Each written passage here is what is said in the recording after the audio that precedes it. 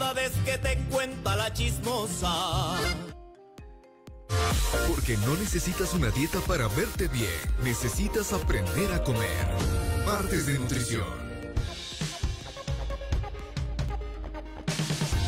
Son las 8 de la mañana con 34 minutos, 35 ya en este momento, y saludamos con la doctora Mónica Álvarez, quien nos acompaña como todos los martes. Doctorita, buenos días, ¿cómo ha pasado? Muy, pero muy buenos días. Un poquito de frío, pero es hermosa la vida. Gracias a Dios estamos vivos, ¿no? ¿Es verdad que comemos más cuando hace más frío?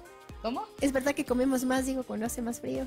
Sí, ¿Sí? porque el gasto calórico es un poquito mayor. Es normal, entonces que no tenga mucha hambre. Sí, claro que sí. Yo creo que sí. Bueno, unos dicen que cuando están en clima caliente comen más, pero la verdad es que en clima frío sí gastamos más calorías, ¿no? Entonces el cuerpo nos puede pedir un extrita por Pancito allí. con café, clásico. Así bien caliente. Sí. Un chocolate hirviendo, humeante, un sándwich mestizo de pan con queso, unas galletas. Ya nos hizo Un buen dar hambre, canelazo, ¿no? Bueno, el día de hoy vamos a hablar, doctora, de las afecciones que están relacionadas al tema digestivo, tema de las gastritis, las colitis, del colon irritable, que es muy clásico, ¿no? Dices que tengo colon irritable, y todo esto relacionado al tema de la comida. No siempre. Se supone que si nos da gastritis o nos da colitis, en gran parte de veces debería ser porque o comemos mal o no comemos a horas. Si nosotros le acostumbramos a nuestro organismo a tener un desayuno, por ejemplo, entre 6 a 8 de la mañana, un almuerzo entre 12 a 2 de la tarde, una merienda de 6 a 8 de la noche, promedio 7, entonces los ácidos gástricos, el organismo está entrenado para segregar a esas horas. Sin embargo, cuando ya de pronto son las 11, 12 del mediodía y no hemos puesto nada en el estómago hasta esa hora, entonces sentimos el dolorcito, el retortijoncito ese que nos causa la llegada de jugos digestivos, aunque no hayamos puesto comida. Sin embargo, hay gente que come bien, que come a horas, no come mal y tiene gastritis y tiene colitis. Entonces, sí está relacionado mucho con pensamientos y emociones. Hay gente que cuando se estresa le cae el cabello, le da migraña, a otro le da colitis, a otro le da gastritis. Entonces, asimismo, hay diferentes tipos de gastritis. Sí hay que consultar al médico qué tipo de gastritis tengo. Una cosa es la gastritis ácida y otra cosa es la gastritis alcalina.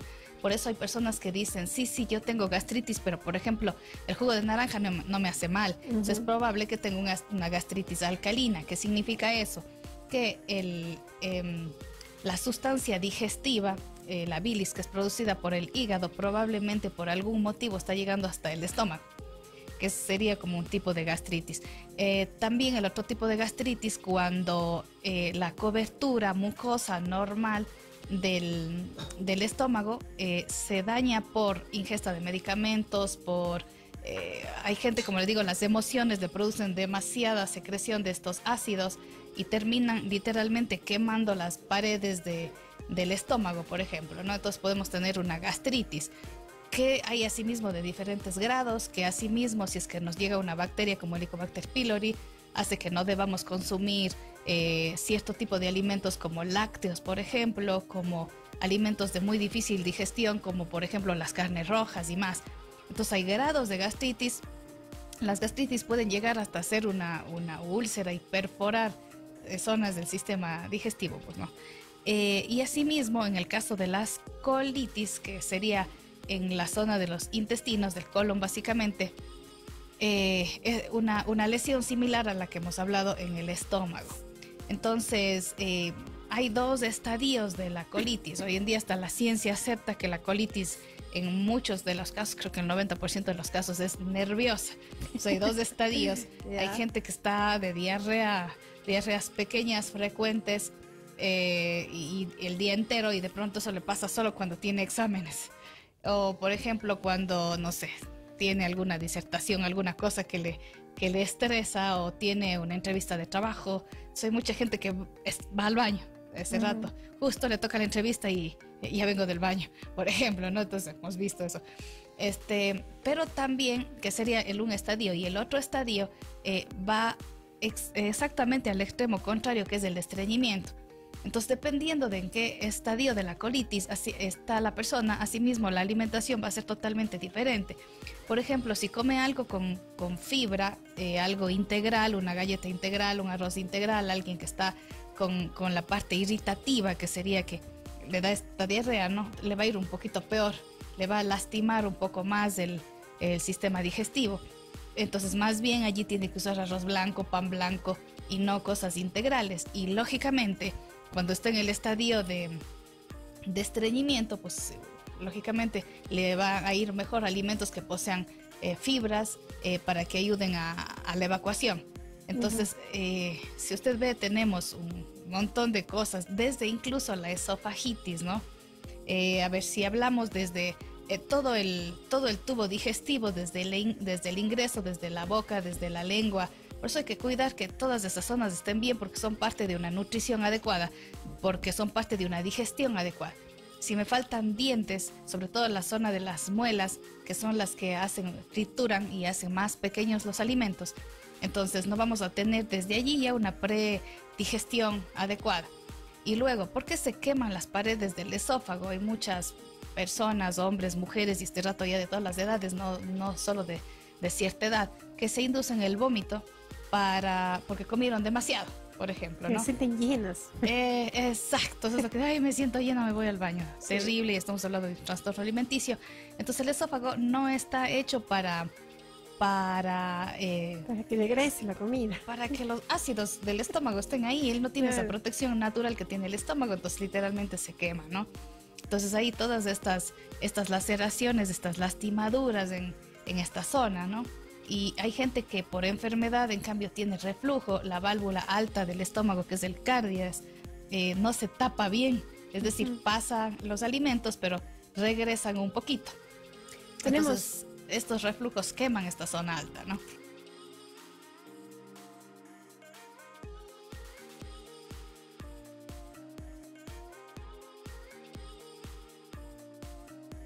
Este es un problema que se va volviendo frecuente. Primero hay que saber varias cosas de esta persona. Lo más probable es que esta persona que tiene esta sensación de llenura tenga estreñimiento. Entonces no hay una adecuada circulación de los desechos, ¿no? No hay una flora bacteriana probablemente que nos ayude con la digestión. Hay alimentos que nosotros no los digerimos, como el colágeno, como la celulosa, por ejemplo. Entonces a veces puedo tener incluso un exceso de fibras en la comida. Hay que hacer un análisis primero de qué es lo que se está comiendo. Entonces no necesariamente debo comer mucho para tener esta sensación de pesadez. Entonces, como les decía, pudiera ser que la flora bacteriana no sea la adecuada, pudiera ser que haya estreñimiento. Y bueno, hay gente que de pronto sí hace su evacuación 3 veces al día, pero son poquitos, son evacuaciones incompletas. Entonces podría ser que en el colon se estén quedando muchos desechos, y la evacuación, al no ser completa, redunda en una flora bacteriana que causa putrefacción de la comida. Es una especie de rechazo del sistema digestivo mismo, ¿no? Sí puede estar relacionado con algún grado de gastritis, inclusive. También hay que saber si esta persona toma algún tipo de medicamento con cierta frecuencia, medicamentos que no están relacionados desde el marketing con el estómago, como por ejemplo algo que se tome para dolor de las articulaciones, de algún tipo de medicación frecuente, ¿no? Entonces dañan los ácidos estomacales, o asimismo hay estos medicamentos antigastritis, ¿no? Estos lo que hacen es inhibir lo que se llama en el estómago bomba de protones, que es lo que hace ácido el estómago para poder digerir. Si esto se inhibe, entonces no hay ácidos suficientes para el proceso de digestión. Entonces hay que hacerle muchas preguntas a la persona para poder saber por qué se encuentra así. Entonces no necesariamente es el tipo de comida, aunque lógicamente si es que tiene este tipo de pesadez y además come cosas de difícil digestión como una carne roja, entonces le va a causar mucho mayor malestar, porque físicamente la comida está allí sin poder digerirse, ¿no? Entonces le va a dar todas estas sensaciones de náusea, inclusive en algunas personas. ¿Qué tan recomendable es acudir a las pastillas o líquidos por el tema del estreñimiento? ¿Qué tan recomendable, digo, es acudir a pastillas, a estos líquidos también? Yo escuché sacudir. No, acudir. Ok. Sí. Siempre tiene que ser bajo la dirección médica, ¿sí? O sea, definitivamente esto de automedicarnos con la enfermedad que fuera nos puede llevar a riesgos demasiado, Hay gente que se demasiado acostumbra al costosos. laxante, ¿no? Se acostumbra y dice, no, pues ya todos los días. Exacto, imagínense si es que alguien tiene y se puede prevenir tranquilamente un cáncer de estómago, un cáncer de colon, un cáncer de todos los anexos del sistema digestivo, un cáncer de hígado, de páncreas, todos ellos están relacionados directamente con el sistema digestivo. Entonces sí hay que hacerse un chequeo previo. Y bueno, si ya sé que mi colitis es nerviosa y sé cuáles son los medicamentos que me quedan bien, no significa que voy y me compro, porque podemos llegar en un momento que lejos de ser beneficiosa, la medicación empieza a ser perjudicial, precisamente porque les decía, por ejemplo, estos inhibidores de la acidez, para que no estemos con gastritis porque tomamos un medicamento, de pronto la gente tiene dolor y va y se compra y se toma y no tiene idea del perjuicio real que se está haciendo. Y por ahí mismo hablamos también del uso indiscriminado de antiparasitarios, como son de venta libre muchos de ellos, entonces la gente va y dice, es que mi guagua va a entrar a la escuela, entonces agarran y compran para toda la familia, sin tener la más remota idea, no se imaginan el nivel de toxicidad que puede llegar a tener un antiparasitario, ¿no? Entonces no es que hay que desparasitarnos a cada rato. Entonces, sí, haciéndose un examen, de pronto vemos que realmente hay una flora media extraña por allí que nos esté causando, bueno, obviamente si a nuestro niño le causó una disentería, una diarrea amibiana, entonces lógicamente, sí, hay que darle medicamento, hay que apagar el incendio. Pero si el guagua está bien, se siente bien, le hago un examen, anda una que otra meba de turismo por ahí, no pasa nada, ya hemos hecho simbiosis con cierto tipo de parásitos. Pero simplemente sin así de buenas a primeras, que es que como es de entrada a clases, es un clásico y típico que escucho de mis pacientes, ¿no?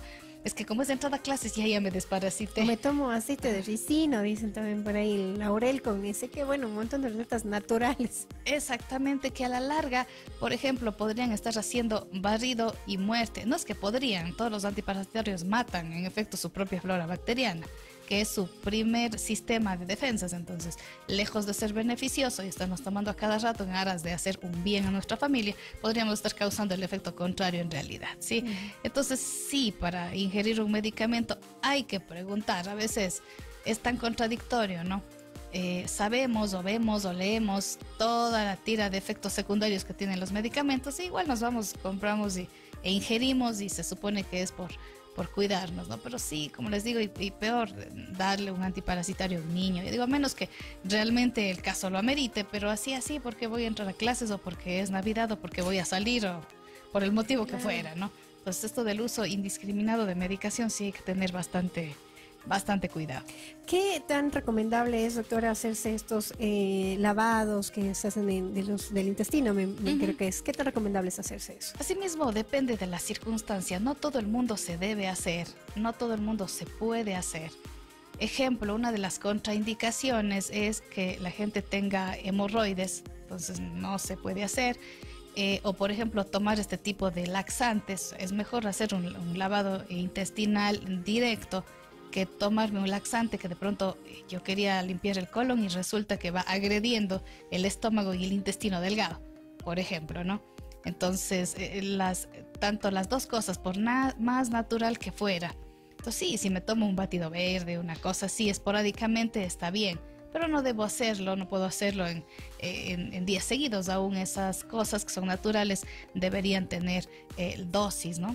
Entonces, asimismo, genial poder hacer un lavado de colon a una persona que tiene gases putrefactos, que tiene estreñimiento, lógico que le va a ir bastante bien.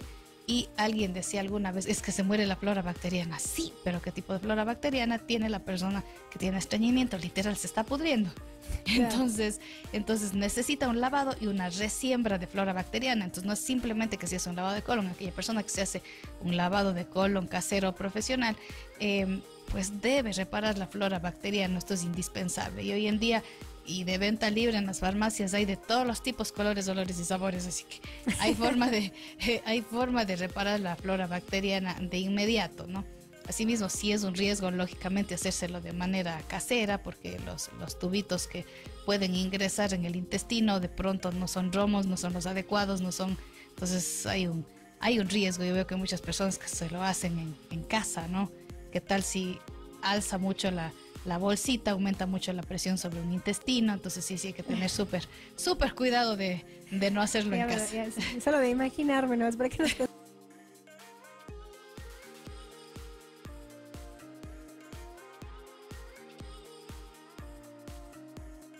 Claro que sí, por supuesto que sí. Y si pusiéramos unas gotitas de limón, iría mejor Agua todavía, tibia ¿no? con limón. A esa hora, temprano en la mañana, no hay que darle un shock al organismo, así que agua tibia es bastante apropiado. Pero sí hay que tener la precaución de que se espere por lo menos unos 20 minutos antes de ingerir el desayuno, ¿no? Es más, si tuviéramos el tiempo necesario, deberíamos desayunar unas 2 o 3 horas después de que nos hemos levantado. Suponiendo que nos levantamos a las 4 o 5 de la mañana, pues no. Si nos levantamos a las 6 por ahí. Dije suponiendo. Deberíamos dejarle un buen espacio de tiempo después del agua tibia que hace esta estimulación colónica, pues para ir al baño, que el estómago o el sistema digestivo en general esté más tranquilo, entrenado, evacuado para volver a ingerir la siguiente dosis de comida. O sea, en realidad siendo bastante sensatos, olvidándonos de todos los apuros y carreras que tenemos. Ni comí bien, ni les vi bien a mis hijos. Ni tomé bien el agua tibia, nada. Exacto. Ni me duché bien. Estamos en esos apuros en la mañana. Ok, pero si esta persona está tomando, pues hágalo bien. Tómese de una vez y con unas gotitas de limón. Exactamente, con las gotitas de limón y espere al menos 20 minutos antes del desayuno. ¿Qué pasa con la gente que toma también en lugar del agua tibia el vinagre de manzana? Que se vuelve también tan común, sí. Espectacular, asimismo, lógicamente, dependiendo de si los pacientes tienen o no algún tipo de itis en el sistema digestivo.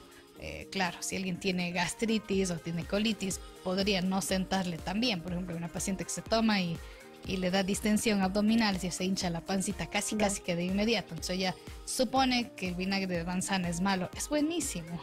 Súper bien. Un par de cucharadas en ayunas iría súper bien. Un shotcito. Un shotcito, exactamente.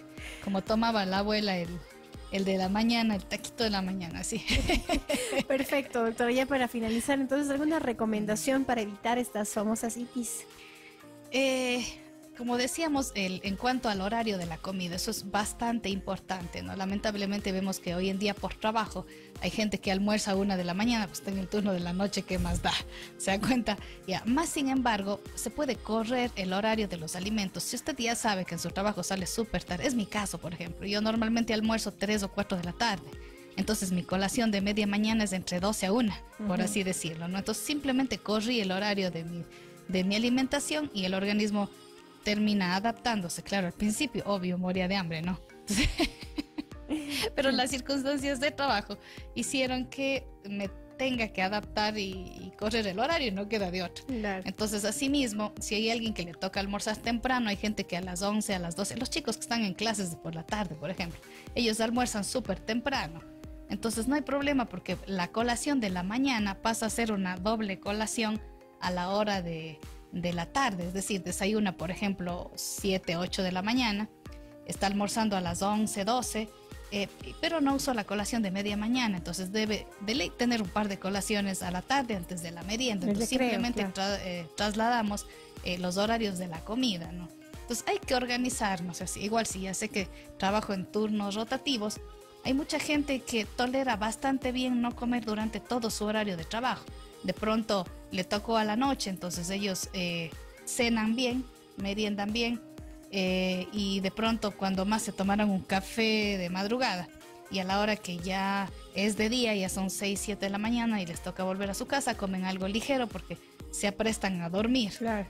Entonces sí hay como educarle al organismo, no es más, mucha gente que come a la madrugada le hace daño, no a todo el mundo, pero podría pasar que nos empiece a hacer daño. Pues no es lo más recomendable tener que comer a medianoche, pero obviamente depende del tipo de trabajo. Si así es un trabajo pesado, carga cosas, transpira mucho y le toca trabajar en la noche, entonces es muy probable que necesite algún tipo de alimento, pero que por favor no sea una carne roja porque lógicamente va a ser de muy difícil digestión. Claro, de carne, sí. Exacto. Entonces tenemos que estudiar el caso para saber primero a qué tiene acceso esa persona a esa hora. A veces de pronto el profesional es muy frío y simplemente le da una hojita, tenga ya, coma esto. Entonces, pero no sabe, no le ha preguntado al paciente cuáles son sus horarios, ok, y dentro de esos horarios, por ejemplo, ¿a qué tiene acceso? Si es que en la empresa o en la fábrica donde trabaja les dan la comida, qué tipo de comida hay, o qué tipo, o hay empresas en las que no hay comida y que cada uno se lleva. Saber qué tipo de comida lleva usted. Todas esas cosas hay que estudiarlas para poder orientarle adecuadamente al paciente y dentro de no desarmarle la vida, entonces poder acoplarnos nosotros como profesionales y ayudarles. A veces la gente requiere una simple instrucción. No son mayores las cosas que tenemos que hacer cuando nosotros asesoramos a la gente en la comida. Es básicamente ayudarle con la organización de su comida y ayudarle a establecer cuál es la dosis de su comida, y no hay mayor drama ahí. Entonces no hay que mandarle a comprar nada raro, especial, ni traído de la NASA una pastilla que contenga todo. Salmón noruego. Así. Exacto. Perfecto, doctora. Muchísimas gracias. ¿Dónde le podemos ubicar? Bueno, estamos en el Hospital San Juan de Dios, 4º piso, consultorio 403. Las personas que quieran hacerse una evaluación por un lavado de colon, pues lo vamos a hacer totalmente sin costo. Pueden escribirnos a nuestro número, solo los 3 primeros que nos escriban, 098 221 3752, 098 221 3752. Vamos a tener una evaluación nutricional y bueno, si tienen alguna complicación con el sistema digestivo, sobre todo con estreñimiento, pues bueno, estaremos prestos a asesorarles cómo se hace un proceso adecuado de lavado de colon. Perfecto, doctora. Muchísimas gracias. Hasta la próxima semana. Siempre es un gusto. Hasta la próxima semana. Con esto estamos finalizando, amigos. Que tengan un excelente día martes. Nos encontramos el día de mañana a las 7 en punto.